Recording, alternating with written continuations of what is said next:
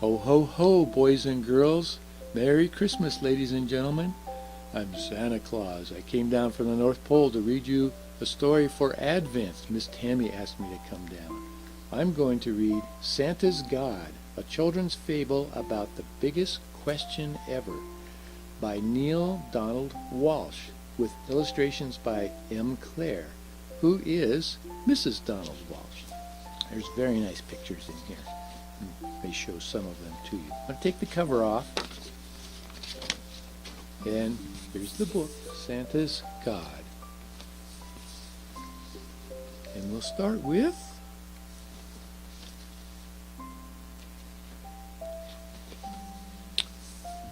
it was the middle of the night. Not just any night, but Christmas Eve. And Melinda was at the window, searching the sky and trying as hard as she could to stay awake. She was determined that this year she was not going to fall asleep. This year she was going to see him if it was the last thing she ever did. So naturally her ears perked up when she heard a thud. She ran down the stairs and there he was, right in front of her. Santa Claus! I knew you were real, she said, a lot louder than she wanted to. I just knew it! Well, of course I am, I chuckled as I turned around to look at her. I didn't even seem surprised that Melinda was awake, because I knew.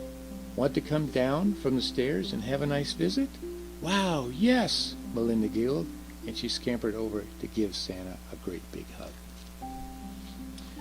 You act like you were expecting me, she said. I was, Santa replied. You were? I sure was. Every year I pick out one child to talk with when I visit all the children's homes.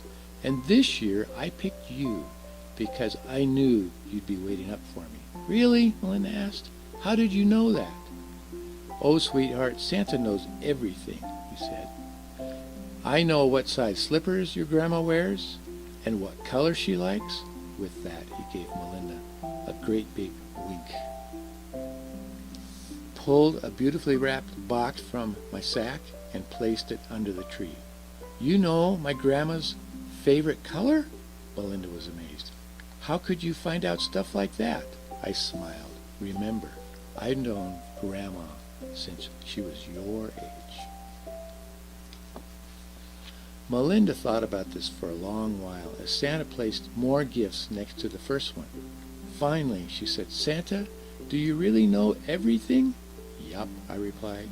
For instance, I know you have chocolate chip cookies, my favorite kind, and a glass of milk for me, but you forgot to put them out. You left them in the kitchen. Oh my goodness, you're right, Melinda cried. I'll go get them right now. When she returned, all the gifts had been placed under the tree, and I was sitting in the big comfy chair by the fireplace. Thank you, sweetheart. I'm really going to enjoy these. I'm sure I won't leave a single one behind. Oh, please do, Melinda pleaded. Just leave one behind. What an unusual request, I said. It's so I can know that you were really here, she explained. It'll be our secret signal. My face lit up. What a perfectly yummy idea. Then Melinda said, So if you know everything, can I ask you any question at all? I nodded. Any question at all. Melinda thought of every question she'd ever wanted to ask of Santa Claus. How do you get to every house in the world in one night? She suddenly blurted. Simple. I stop time, I replied. Oh, Melinda said, almost to herself, I never thought of that. Well, she then asked, how do you get down the chimney when you are so big and the chimney is so small? Easy, I said. I just make myself smaller. Oh, Melinda said again, I never thought that either. And I like this picture here. Santa is reaching up to a shelf and there's potions. Get smaller potion, stop time potion, memory potion, night vision potion, all language potion. I like that. Magic. But what if the house doesn't have a fireplace? She wanted to know. How do you get in? Why, then I just use the front door, I chuckled, although it's not nearly as much fun. Okay, tell me this, Melinda said. How do reindeer fly? They dine on a magic soup that Mrs. Claus prepares. Where's the North Pole? Way up north, where there is so much snow, it is entirely hidden. How many elves are there? Not as many people think. They are very rare. How many children are getting coal in their stocking this year because they were bad? None. None? Melinda could hardly believe it. Nope, not one, I replied. And then I explained. You see, Melinda, there is no such thing as a bad boy or girl. Sometimes children do things that they wish they hadn't done, just like adults. But that doesn't make them bad. It just means they forgot themselves for a moment. Melinda thought that Santa certainly had some good answers, and Melinda was almost out of questions. But then she remembered the most important question of all. It was a question she had always wanted answered. Santa, she began, who is the real God? I almost dropped my cookie. My goodness, I said, that's a pretty big question for such a little person. It could be the biggest question ever. What is it that made you ask me that?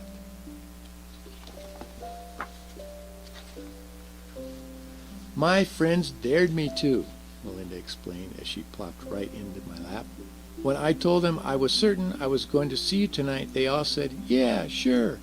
If you want us to believe that you actually talked to Santa, you have to ask a question that only Santa can answer. Then tell us what he said. I see, I said, stroking my beard.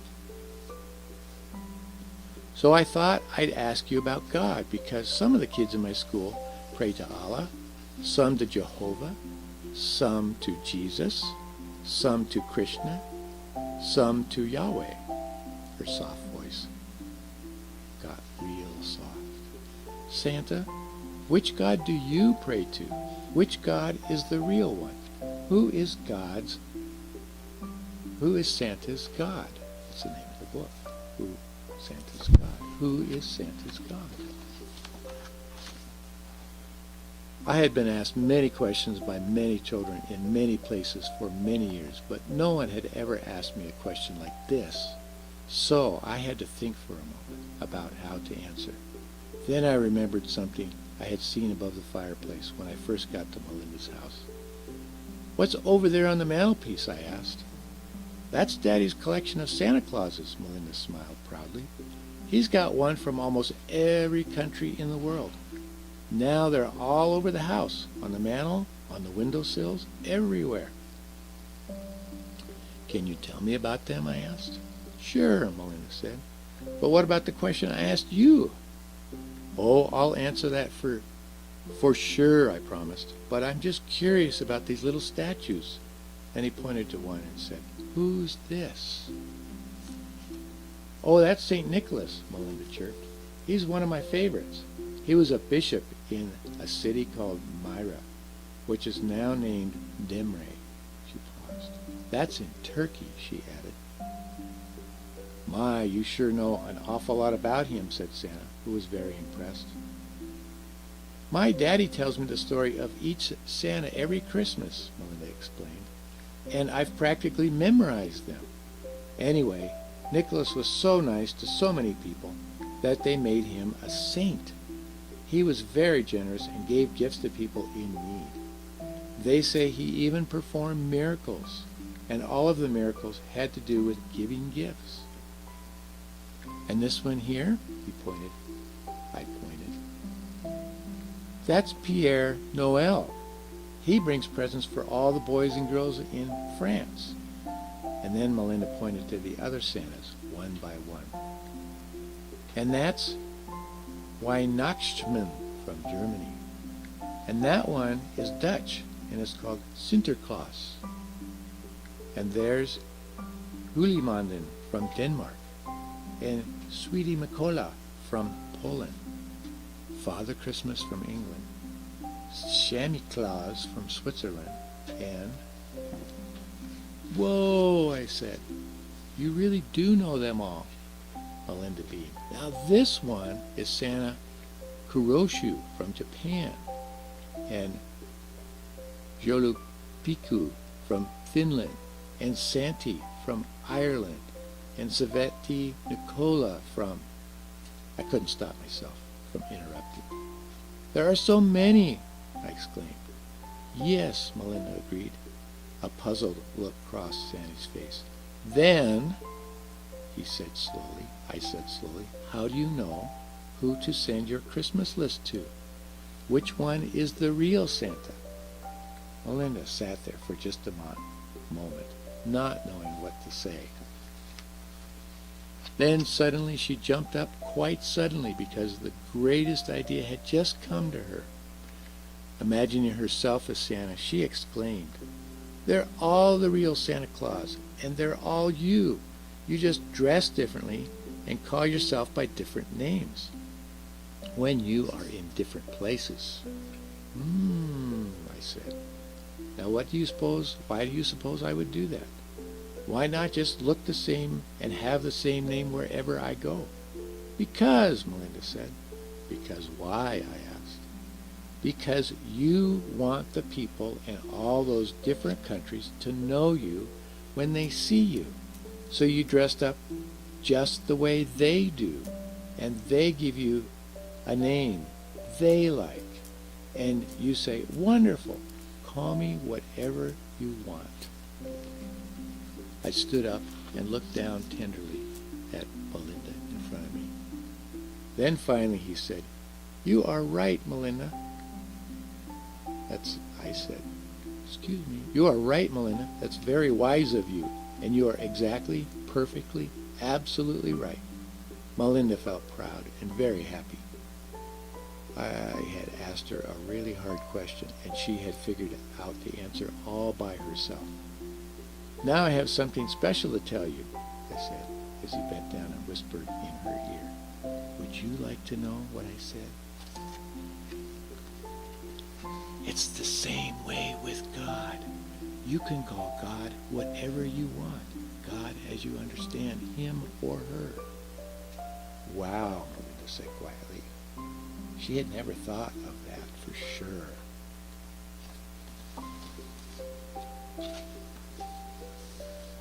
Now, maybe it was all the excitement at actually meeting Santa, or maybe it was all those questions and answers. But just then, Melinda became very sleepy. In fact, she could hardly keep her eyes open. "Perhaps it's time for you to go to sleep now," Santa suggested. "After all, you have a busy morning ahead." Then he gently picked her up and carried her to the bedroom. "Good night, honey," I said, tucking her in. "Night-night, Santa. Thanks for talking with..." But that was all Melinda managed to get out before she fell fast asleep. When Melinda awoke the next morning, she raced to the living room, and there were all the gifts neatly arranged under the tree for the entire family. Everything that happened during the night now seemed so fuzzy to her. Did Santa really come? Or did Mommy and Daddy put those presents under there? Melinda turned quickly and looked to the table next to the big comfy chair. There was the cookie plate and the milk glass, both empty. Not a single cookie there, just crumbs. No cookie left for her, no special signal. Melinda almost broke into tears.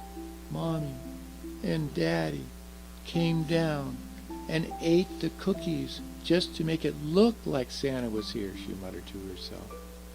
Melinda had never been so sad in her whole entire life. Then she happened to glance around at the mantelpiece, and she noticed something strange. The Santa Claus from her country was not there. Her eyes darted frantically around the room. Then she saw it. The Santa statue was nestled on a branch in the middle of the Christmas tree. And there, leaning up against the statue, was one chocolate chip cookie leaning against Santa. The end. Well, I hope you enjoyed that story, boys and girls, ladies and gentlemen. I want to wish you all a Merry Christmas, and I'm getting sleepy now. I need to go to bed. Good night.